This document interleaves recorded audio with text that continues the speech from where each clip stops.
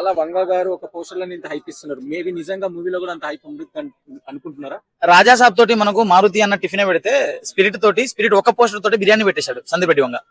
ఇదైతే ఖచ్చితంగా హైప్ ఉందంటే హైప్ అయితే ఖచ్చితంగా బ్రో. సో 2 చేతుల్లో 2 బాటిల్, నోట్లో సిగరెట్, అమ్మాయి వెలిగియడము, అది ఒక వేరే లెవెల్లో ఉంది. ఇప్పటిదాకా సందీప్ రెడ్డి వంగ ఫస్ట్ లుక్స్ ఇచ్చాడు అంటే ఆ ఫస్ట్ లుక్ తోనే మనం అర్థం చేసుకోవచ్చు. అంటే అప్పట్లో 2 లుక్లు చూసుకోండి, మళ్ళీ ఈ లుక్ చూసుకోండి, ఆ 2 లుక్లు కలిపితే ఈ లుక్ అది.